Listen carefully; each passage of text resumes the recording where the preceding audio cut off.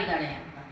ಈ ತಾಯಿ ಶ್ಯಾಮಸುಂದರ ದೇವಿ ಕಾಯ್ತಾ ಇರ್ತಾಳೆ ಗಂಡನ ಬರಬೇಕು, ನಾವು ಸಂತೋಷ ಹಂಚ್ಕೋಬೇಕು ಅಂತಂದ್ರೆ ಕಾಯ್ತಾ ಇರ್ತಾರೆ. ಬಂದ ತಕ್ಷಣ ಆ ತಾಯಿಗೆ ಹೇಳ್ತಾಳೆ ಗಂಡನಿದ್ರೆ, ನನಗಿಂತ ಒಂದು ದರ್ಶನ ಆಯಿತು. ಹೌದು, ನನಗೂ ಕೂಡ ದರ್ಶನ ಆಯಿತು.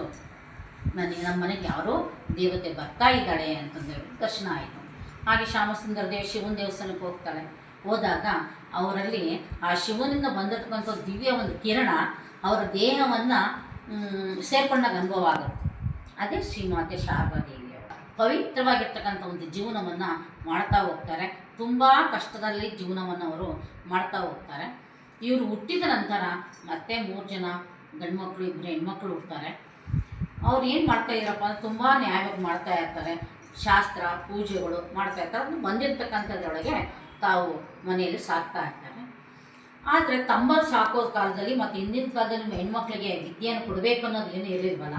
ಹಾಗಾಗಿ ತಾಯಿ ಶ್ರೀಮಾತೆಯವರಿಗೆ, ಲಕ್ಷ್ಮೀ ಸ್ವರೂಪಿಣಿಯಾಗಿರ್ತಕ್ಕಂಥ ಶ್ರೀಮಾತೆಯವರಿಗೆ ವಿದ್ಯೆನೇ ಅವರಿಗೆ ಕಲಿಸಲ್ಲ. ತಮ್ಮಂದ್ರೆ ನೋಡ್ಕೊಳ್ಳೋದು, ಮನೆ ಕೆಲಸದ ಸಹಾಯ ಮಾಡೋದು, ಹೊಲಗಳಿಗೆ ಹೋಗೋದು, ಈ ಥರ ಇರ್ತಕ್ಕಂಥ ಎಲ್ಲ ಕೆಲಸನೂ ಮಾಡ್ತಾ ಇರ್ತಾರೆ. ಅವ್ರು ಹೊಲಕ್ಕೆ ಹೋದಾಗ ಬೆಳೆನ ಕಟಾವು ಮಾಡಾಕ್ಬೇಕಲ್ಲ, ಮೇವುಗಳನ್ನು ಅವ್ರು ತಂದುಬಿಟ್ಟು ಒಂದೊಂದು ತೊಗೊಂಬಂದು ಕಟ್ಟಿ ಇಡ್ತಾ ಇದ್ದರೆ ಅವ್ರು ಹೋಗೋಷ್ಟೊತ್ತಿಗೆ ಮತ್ತೊಂದೆರಡು ಇದು ಬರ್ತದೆ. ಅಂದರೆ ಅವ್ರ ಜೊತೆಗೆ ಅವರ ಸಖಿಯರು, ನಾವು ಕೇಳಿದ್ವಿ ದುರ್ಗೆ ಸಖಿಯರಿದ್ದಾರೆ, ಅಷ್ಟಾದಶ ಸಖಿಯರಿದ್ದಾರೆ ಅಂತ, ಅವರೆಲ್ಲ ಕೂಡ ತಂದು ಕೊಡ್ತಾ ಇರ್ತಾರಂತೆ. ಆಮೇಲೆ ಶ್ರೀಮಾತೆಯವರು ಚಿಕ್ಕ ವಯಸ್ಸಿನಲ್ಲೇ ಅವರು ಎಷ್ಟು ಇತ್ತಪ್ಪ ಅಂದರೆ ಸಹಾಯ ಮಾಡ್ತಕ್ಕಂಥ ಒಂದು ಗುಣ ಭಾಳ ಇತ್ತು. ಆ ಊರಿಗೆ ತುಂಬ ಸಾಕಷ್ಟು ಬಡತನ ಬಂದ್ಬಿಡುತ್ತೆ, ಬರಗಾಲ ಬಂದ್ಬಿಡುತ್ತೆ, ಅನ್ನಕ್ಕೂ ಊಟಕ್ಕೂ ಯಾವುದಕ್ಕೂ ಕೂಡ ಇರಲಿಲ್ಲ. ಅಷ್ಟು ಬಡತನ ಇದ್ದರೂ ಕೂಡ ರಾಮಚಂದ್ರ ಮುಖರ್ಜಿ ಇವರಿಗೆ ನೆಲ್ಲೆಕ್ಕಿ ಅನ್ನನೇ, ಮೊಸರೆಕ್ಕಿ ಅಂತೀವಲ್ವ, ಆ ಅನ್ನದಿಂದ ಆಹಾರವನ್ನು ತಯಾರಿಸಿ ಕೊಡ್ತಾ ಇರ್ತಾರೆ ತಾಯಿಗೆ ಅಡುಗೆ ಮಾಡಿ.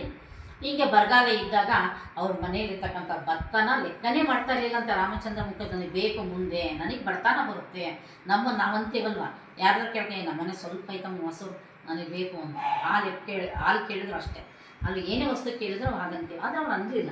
ಎಷ್ಟು ಜನ ಬರ್ತಾರೋ ಅಷ್ಟು ಜನಕ್ಕೂ ಕೂಡ ಅವರು ಕಿಚಡಿ ಅಂತ ಮಾಡ್ತಾಯಿದ್ರು ಹಿಂದಿನ ಕಾಲದಲ್ಲಿ. ಆ ಕಿಚಡಿಯನ್ನು ಬಡಿಸ್ತಾರೆ. ಶ್ರೀಮಾತೆಯವ್ರು ಗಾಳಿ ತೊಗೊಂಡು ಅದನ್ನ ಬೀಸ್ತಾ ಇರ್ತಾರೆ, ಅಂತ ಸುಡ್ತಾ ಇತ್ತು. ಹಸು ಅನ್ನೋದು ನಮಗೆ ಗ್ಯಾಸ್ಟ್ರಿಕ್ ಪ್ರಭಾವದಿಂದ ಗೊತ್ತಾಗುತ್ತೆ ಅಷ್ಟೇ ಅಲ್ವಾ. ಅವ್ರಿಗೆ ಅವಾಗಿನ ಹಸಿವು ಹೆಂಗಿತ್ತಪ್ಪ ಅಂದರೆ ಏನು ಸಿಕ್ಕರೂ ತಿನ್ನಬೇಕು ನಾವು ಅಂತಕ್ಕಂಥ ಒಂದು ಪರಿಸ್ಥಿತಿ ಅವ್ರಿಗಿತ್ತು.